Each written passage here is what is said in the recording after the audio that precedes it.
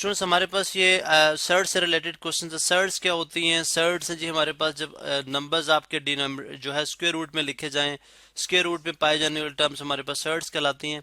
अब अगर आप देखें तो पंजाब टेक्स्ट बुक बोर्ड 2011 की एक्सरसाइज 2.5 वजह से हमने एक क्वेश्चन सेलेक्ट किए हैं। क्वेश्चन है ji remove the radical sign from the denominator, यानी जो डिनोमिनेटर में रेडिकल साइन है इसको हमने रिमूव करना है। अब इसको रिमूव करने के लिए हम एक टेक्निक इस्तेमाल करते हैं जो कि कहलाती है जी रैशनलाइजेशन। यहाँ पे मैं लिख देता हूँ रैशनलाइजेशन। अब रैशनलाइजेशन क्या होती है?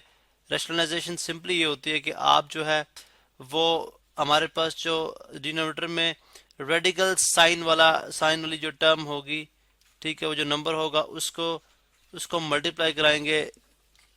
सॉरी यहाँ पे हम 8 है, उसको मल्टीप्लाई कराएंगे इसके कॉन्जुगेट के साथ। अब इसका कॉन्जुगेट स्क्वायर रूट 8 ही होगा, क्योंकि जनरली अगर आप देखें तो इसको एक प्रॉपर बनमल सर्ट का जो ऑर्डर है square root 8 plus square root 0, because 0 absent है यहाँ पे, तो अगर मैं लिखूँ तो square root 8 minus square root 0 से करना पड़ेगा।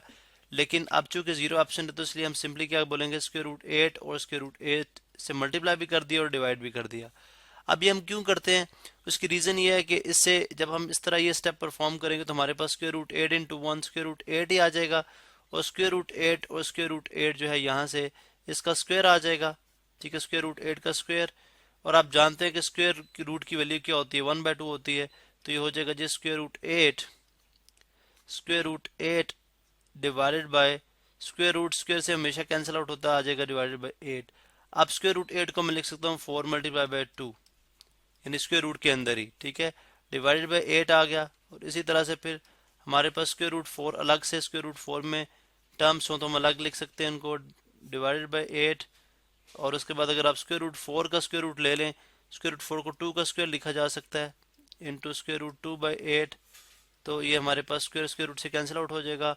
और उसके बाद हमारे पास ये आ जाएगा जी 2 स्क्वायर रूट 2 बाई 8, और उसके बाद कैंसिल 2 1 और 2 4 8, आ जाएगा स्क्वायर रूट 2 बाई 4 आंसर। अब अगर आप देखें तो डिनोमिनेटर से हमारे पास स्क्वायर रूट खत्म हो चुका हुआ है। अब बी जो क्वेश्चन है वो हम इतने सारे पार्ट में करेंगे जी। सिंपल सा क्वेश्चन, अगर आप देखें तो 3 into 5 15 divided by, square root अलग अलग हो तो स्क्वायर रूट इकट्ठा लिखा जा सकता है, आपने इसकी प्रॉपर्टीज के अंदर ये पढ़ा था। तो square root 15 by square root क्या आ जाएगा, ये आ जाएगा स्क्वायर रूट 6, ठीक है, स्क्वायर रूट 6 आ जाएगा। अब हमारे पास अगर हमने यहाँ से ख़त्म करना है, सॉरी यहाँ पे इक्वालिटी का साइन आएगा, यहाँ से अगर हम स्क्वायर रूट ख़त्म करना चाहते हैं तो हमने क्या करना पड़ेगा, सिंपली मल्टीप्लाई कराना पड़ेगा स्क्वायर रूट 6 के साथ, is equal to multiply by square root 6 और डिवाइड भी कराना पड़ेगा स्क्वायर रूट 6 के साथ। आ जाएगा 15 square root 6 by square root 6 का स्क्वायर, स्क्वायर आप जानते हैं स्क्वायर रूट से हमेशा कैंसिल आउट होता है, 15 बाय स्क्वायर रूट 6 बाय 6, और 2 के साथ कैंसिल कर सकते हैं हम, 2 3 ज़ा 6, ये हमारे पास आ गया, 2 3 ज़ा 6 और 2 5 ज़ा 15, तो 5 स्क्वायर रूट 6 बाय 2 आंसर हमारे पास आ गया। नेक्स्ट देखें, अगर तो हमारे पास थर्ड है, दोनों में स्क्वायर रूट है जी, न्यूमरेटर में भी डिनोमिनेटर, लेकिन हमने सिर्फ डिनोमिनेटर का स्क्वायर रूट जो है वो ख़त्म करना है, तो हम क्या करेंगे, स्क्वायर रूट 7 के साथ मल्टीप्लाई भी करा देंगे और स्क्वायर रूट 7 के साथ डिवाइड भी करा देंगे। यहाँ पे स्क्वायर रूट प्रॉपर साइन लिखते हैं जी, स्क्वायर रूट 7 के साथ डिवाइड भी करा दिया।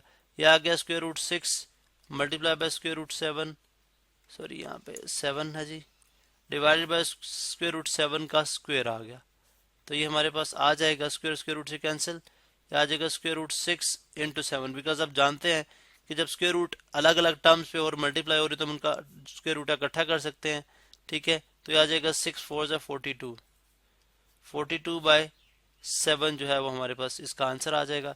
इस तरह यहाँ पे अगर आप देखें तो यह जी 1 over square root 3 plus square root 2। अब इसका कॉन्जुगेट क्या होगा, कॉन्जुगेट बेसिकली होता है जी हमारे पास कि अगर डिनोमिनेटर में स्क्वायर रूट 3 प्लस 2 है, ठीक है, एक टर्म जो है स्क्वायर रूट में है, सॉरी यहाँ पे डिफरेंट कलर से लिखते हैं, एक टर्म जो है वो स्क्वायर रूट में यानी ए स्क्वायर रूट ए प्लस बी है, स्क्वायर रूट ए प्लस स्क्वायर रूट बी है, चले दोनों टर्म्स हमारे पास स्क्वायर रूट में, तो उनका कॉन्जुगेट क्या होगा, स्क्वायर रूट ए माइनस स्क्वायर रूट बी, दोनों अलग अलग हम कॉन्जुगेट में यहाँ पे लिख देंगे।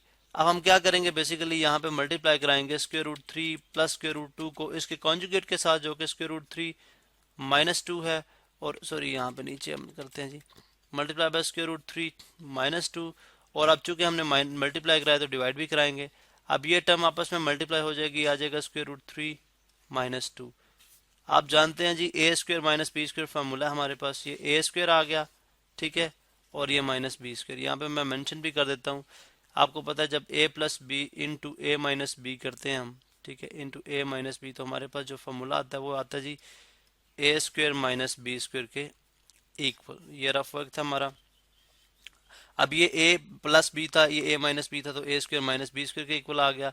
यहाँ से स्क्वायर रूट स्क्वायर से कैंसिल आउट हो गया, तो ये आ गया स्क्वायर रूट 3 -2 आवर 3 -2, 3 -2 इज 1, तो आ जाएगा स्क्वायर रूट 3 -2 बाय 1, और सिंपली स्क्वायर रूट 3 -2 हमारे पास आंसर आ गया। डिनोमिनेटर में जो हमारे पास स्क्वायर रूट था वो ऑटोमेटिकली यहाँ से खत्म हो गया। तो इस तरह से हमने ये क्वेश्चन सॉल्व करने थे कि जो डिनोमिनेटर है उसको हमने रिमूव करना था। उसका सिंपल सा तरीका हमने देखा जी, रैशनलाइजेशन एक प्रोसेस है जिसके तहत हमने तमाम क्वेश्चन से डिनोमिनेटर में जो स्क्वायर रूट था, जो उसका सिंबल था, उसको हमने खत्म करा दिया।